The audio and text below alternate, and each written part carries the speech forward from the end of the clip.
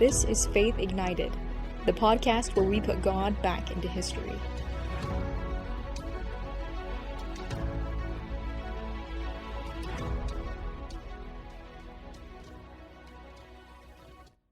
Episode 12. No Neutral Ground. Jack's small knees ground into the hardwood floor beneath him, but he did not yet climb into bed to escape the night chill. "Please bless Mammy to get better," he silently pleaded. "Please bless the cancer to leave." As he'd seen his mother's health declining over the past weeks, his prayers had grown ever more fervent. The house had been transformed into something alien and menacing. New voices coming and going, strange smells associated with her treatments, midnight noises interrupting Jack's slumber. It was of these things Jack pondered as he sat on his knees. He'd been told that prayers offered in faith would be granted, so he lingered there on the floor, hoping that by sheer will he might convince God to heal Mammy. Surely God would not deny him this request, especially made on behalf of one so deserving as his tender, kind-hearted mother. Finally, Jack rose and climbed into bed and closed his eyes. He awoke not long after, tortured by the throbbing of his tooth. He gently clutched his jaw as though it could ease the pain. He had yet to mention his toothache to Mammy, knowing that she'd insist on taking him to the dentist in the morning, but now all he could think about was the medicine she kept in her cabinet that could offer him the relief that he craved. If he called, he knew she would come, full of her characteristic compassion, and it seemed worth the risk of a dental appointment. "Mammy," he called out. His plea was met with silence. Brow furrowing, he tried again. "Mammy." The door slowly creaked open, but instead of the silhouette of his mother, the door was filled by the gruff, towering physique of his father. As he stepped inside, the filtered light from the window bathed his face, and Jack was surprised to see his father's generally stoic and emotionally removed expression replaced with that of raw grief. His eyes were red and swollen, tears still spilling onto his cheeks. "Where's Mammy?" Jack whispered. "She's gone, Jack," his father answered. "She died earlier this evening." It was as though the earth had opened and swallowed Jack whole, sending him tumbling ever downward. His young mind couldn't grasp the finality of the statement. "But he stuttered, unable to complete the thought. Tears began spilling down his eyes, a sob tearing from his throat and sending a wrenching pain through his jaw. He'd been seeking relief for his toothache, but that pain had been replaced by an agony far more ravaging and with far less promise of relief. She wouldn't be there to witness his fast approaching 10th birthday. Would no longer be there to warm he and Warnie with her loving presence, the presence so often needed to soften their stern father. She was gone, and he hadn't even been able to say goodbye. How he wished he'd at least have been able to embrace her one last time. Jack's eyes fell on the Bible his mother had given him, and anger mingled with his terrible grief. His prayers had availed nothing. What else was he to conclude but that any God that would allow his mother to be taken from him was either not listening or callously indifferent to his pain? Whichever was the case, he felt completely, totally forsaken.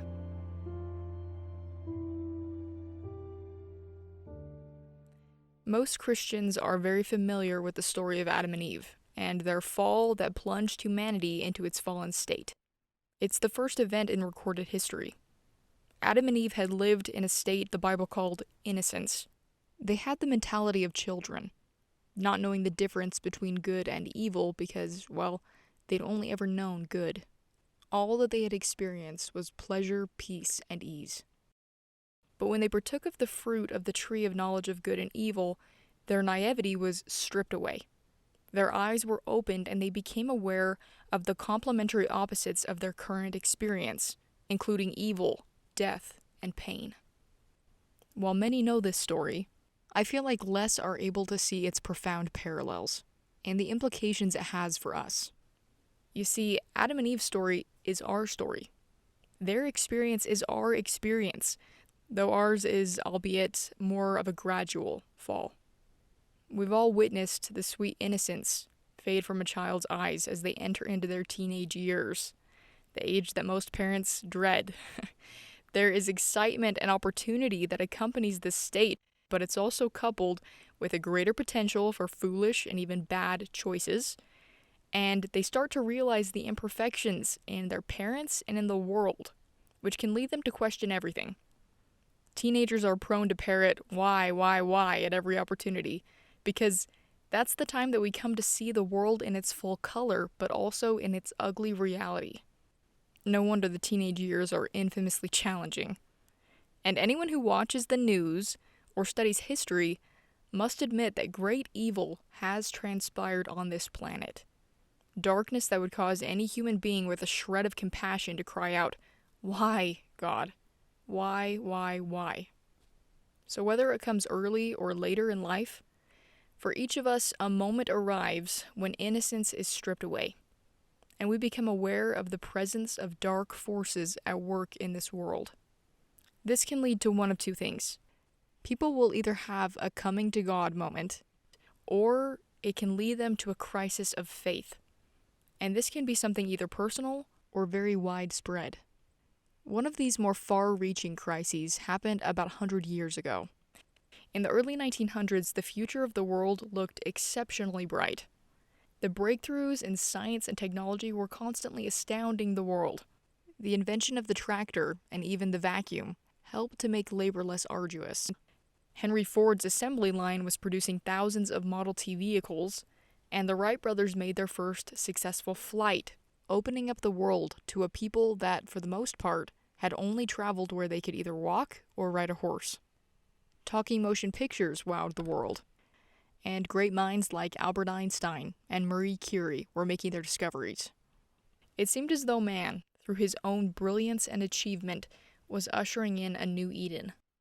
So when World War I was launched by the assassination of Archduke Franz Ferdinand in 1914, most still believed that there was great hope for the future, that this would be the war that would end all wars.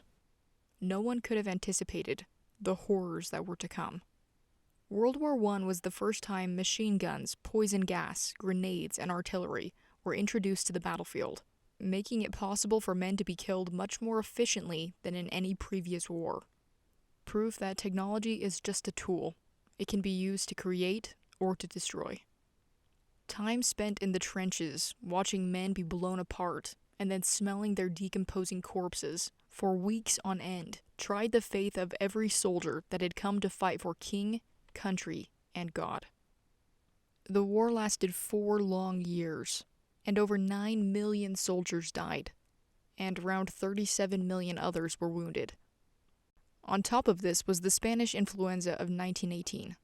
It affected over 500,000 people, killing about 3 to 5% of the world's population, making it one of the worst epidemics in human history. And to many living at this time, it seemed like the heavens were either indifferent or cruel.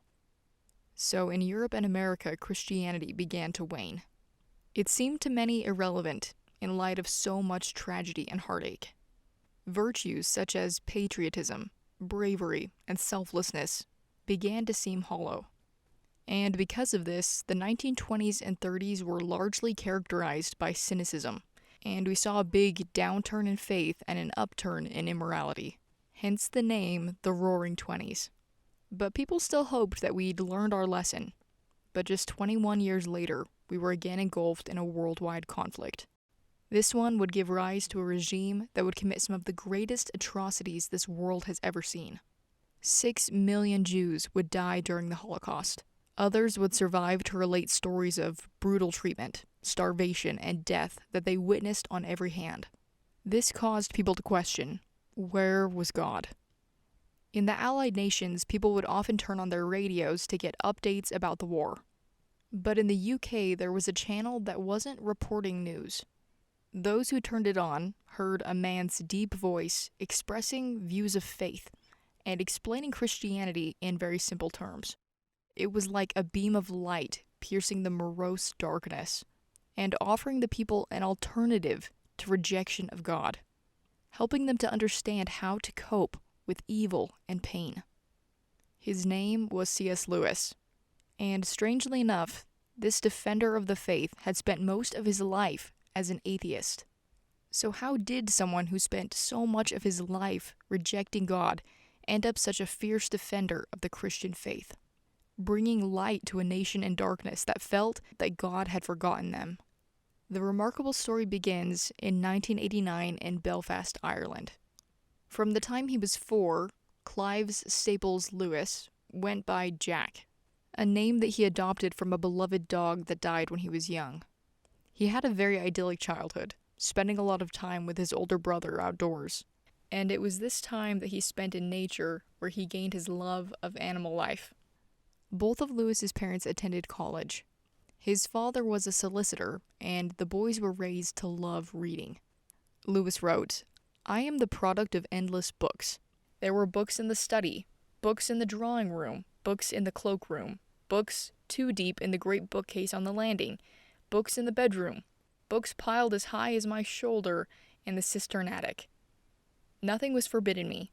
In the seemingly endless rainy afternoons, I took volume after volume from the shelves. I had always the same certainty of finding a book that was new to me, as a man who walks into a field has of finding a new blade of grass." Books acted as a sort of escape for Lewis when his brother was sent away to boarding school, and then even more so when just several years later his mother died of cancer. Lewis was only 9. He reflected, "I remembered what I had been taught, that prayers offered in faith would be granted. I set myself to produce by willpower a firm belief that my prayers for her recovery would be successful." But his mother didn't recover, something that deeply shook this little boy's faith in God. Her death left his father Albert a broken man, even more prone to harsh outbursts. He felt completely incapable of raising his sons. Florence Lewis died in August, and by September, Jack was registered for a boarding school in England. So not only did he lose his mother, but he lost everything that was familiar in a very short amount of time. He wrote, "With my mother's death, all settled happiness, all that was tranquil and reliable disappeared from my life." While England would end up being where most of his work and life accomplishments would take place, initially he felt like a fish out of water. He was an Irish boy among English people, still grieving for his mother and for his home. He described boarding school as worse than the trenches. His father did eventually end up pulling him out of boarding school because of how much he disliked it, and instead he began private studies with scholar W.T. Kirkpatrick, who was instrumental in Lewis's academic success, but he also encouraged Lewis in his atheism, and by age 16, Lewis was a confirmed atheist. It was later, while he was a student at Oxford, that World War I broke out, and in 1917 he enlisted in the British Army. His time in the trenches only hardened him further. He said, "I was very angry at God for not existing." But as time went on, Lewis realized that atheism didn't offer him any of the answers to the questions that plagued him. There was a hole in his heart, one that had been there since a 9-year-old boy called out to his mother for relief from a toothache, only to find out that he would never be able to say goodbye. But Lewis was also a deep thinker. He had to understand things intellectually, and so his conversion to Christianity didn't come all at once. It was as much study as it was faith. He came across a couple of books that really helped to open his mind, and would later joke, "A young man that wishes to remain a sound atheist cannot be too careful of his reading." But beyond his personal readings, Lewis loved to discuss ideas, and he found a lot of like minds in Oxford that were willing to discuss mythology, literature, and also their faith.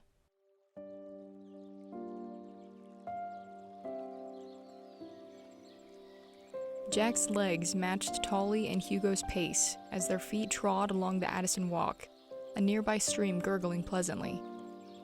Oxford was beautiful this time of year, the air taking on a slight September chill, but not enough to drive a man indoors. He did so enjoy these walking discussions.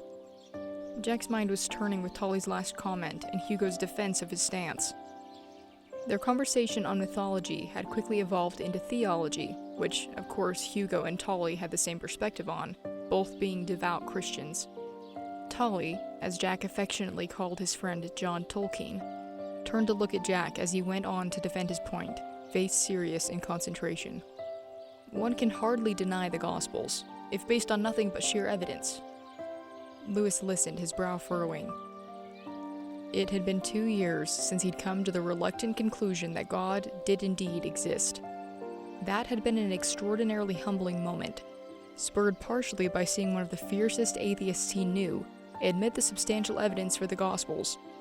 But even after praying and admitting that God was God, Jack had yet to accept the reality of Jesus Christ as the Son of God. So many questions still plagued him. Jack glanced over at Tolly, who was average height and of a more slender build than himself. Hugo was burlier than them both, but it was the similarity of their minds that truly made them friends.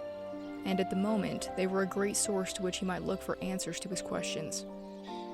Gazing down the trail ahead, he asked, how could it be that there were so many myths in the old world, in Egypt and Greece, in the Nordic mythologies, of a young man-god dying and coming back to life, of Baldra in the Nordic mythology, Adonis in Greece? How do you distinguish between that and Jesus Christ in the Gospels, who surely is a mythological figure, who dies in order to save us from our sins? Isn't that just a myth too? Yes, Tolly answered immediately. Jack's head yanked toward him in surprise, and he saw a smile turning up his mouth. Of course it's a myth, he continued. It just happens to be the one myth that is true. Jack nodded, somewhat struck by his words. Was it possible that all the myths had been pointing to the great truth of Christ? They were coming to the end of their walk, and dusk had caused the air to go chill, but none seemed eager to end the discussion. Let us continue this conversation indoors, shall we? Jack recommended. They sat in plush chairs, talking late into the night. Jack's mind was spinning. A great crack had been made in his defenses, and light was beginning to pour through. Maybe, just maybe, the Christians had had it right all along. 8 days after this discussion, Lewis and his brother Warnie took a motorcycle and sidecar ride to the zoo. The drive there would be the culminating point of a long journey that Lewis took to Christ. Proof that conversion can happen in the most unlikely of places, and to the most unlikely of people. He later wrote of his experience, "When we set out, I did not believe that Jesus Christ was the Son of God. But when we reached the zoo, I did. I had not exactly spent the journey in thought, nor in great emotion. Emotional is perhaps the last word we can apply to some of the most important events. It was more like when a man, after a long sleep, still lying motionless on the bed, becomes aware that he is now awake. From death to life, from darkness to light, the fog had faded and the sun was now shining bright." Lewis described himself as the most dejected and reluctant convert in England. But once he became a Christian, he was all in. His other writing pursuits were set aside, and he began focusing on Christian topics. He wrote books such as The Problem with Pain and Mere Christianity. Mere Christianity is actually a compilation of the broadcasts that he did through BBC during World War II. His insights, especially on pain and the evil that's in the world, inspired and continues to inspire people's minds. He learned that, quote, "If a thing is free to be good, it is also free to be bad, and free will is what makes evil possible. Why then did God give them free will? Because free will, though it makes evil possible, is the only thing that makes possible any love or goodness or joy worth having." It's really kind of ironic that people can constantly reject God and go against his teachings, and then try to blame him for the evil that exists. It can be our very trials that are the things that turn us to God.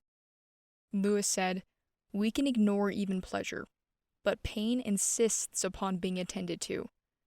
God whispers to us in our pleasures, speaks in our conscience, but shouts in our pains. It is his megaphone to rouse a deaf world." And sometimes, as a perfect father, God has to say no when it comes to our prayers. Not because he doesn't care, but because he knows what's best. No child is benefited by having exactly what they want granted every time they ask for it. He loves us too much to give us something that will not be for our ultimate benefit. This was something that, as a 9-year-old boy, Lewis didn't understand. But from his writing, we can see that he clearly came to see the bigger picture. He wrote, I pray because I'm helpless. I pray because the need flows out of me all the time, waking or sleeping. It doesn't change God, it changes me. The friendship between Jack and Tolly, or C.S. Lewis and J.R.R. Tolkien, which I recently learned is the correct pronunciation, I've been calling him Tolkien my whole life, is one of the most significant in history. They had more than the greatness of their minds in common. They'd both lost their mothers when they were young. Both had experienced the unspeakable depravity of the trenches in World War I. Yet their writing doesn't reflect hopelessness. On the contrary, the books that they're most famous for, the Chronicles of Narnia and the Lord of the Rings trilogy, extol virtues such as honor, selflessness, and brotherhood, and the ultimate conquest of good over evil. The evil that they witnessed in the world didn't prove to Lewis and Tolkien that God didn't exist. Instead, it proved that there is a devil. Darkness is real, and good and evil will always be at war in our world. Both Narnia and Middle-earth portray people living under the oppression of a false ruler, as they await for the return of the rightful king. Listen to this description of Aragorn, as he's crowned king at the end of the Lord of the Rings trilogy. But when Aragorn arose, all that beheld him gazed in silence, for it seemed to them that he was revealed to them now for the first time. Tall as the sea kings of old, he stood above all that were near. Ancient of days he seemed, and yet in the flower of manhood. And wisdom sat upon his brow, and strength and healing were in his hands, and a light was about him. And then Faramir cried, "Behold the king." I don't think it's a coincidence that the Bible calls Satan the prince of this world, and Christ the King of Kings. We live in a fallen world, but we need to decide where we stand. Lewis said, "There is no neutral ground in the universe. Every square inch, every split second is claimed by God and counterclaimed by Satan. We don't do favors to anyone by being fence-sitters, or as Christ put it, lukewarm." One of the things I admire the most about C.S. Lewis is that the moment he became a Christian, he joined the battle. He was no bystander. He said, "My hope is that when I die, all of hell rejoices that I am out of the fight." I've heard people ask, if there is a God, why doesn't he stop suffering? Why doesn't he do something about it? My answer? He did do something about it. He sent his son. Christ is the answer. And someday he will wipe tears from all faces and heal what has been broken. He will raise the dead and take his rightful place as king of this world. It was that understanding that helped C.S. Lewis to rise above the darkness of the time in which he lived. I think the reason that Narnia and Lord of the Rings have been so wildly successful is because they touch something deep inside of us. They echo eternal truths that resound in our souls. Aslan told the Pevensey children as they left Narnia, "In your world I have another name. You must learn to know me by it. That was the very reason why you were brought to Narnia, that by knowing me here for a little, you may know me better there." Though it may seem like we're caught in an eternal winter, sons and daughters of Adam and Eve cast out of the garden, the true king will come. His light will abolish all darkness. It's our trust in him that chases away despair and ignites our faith.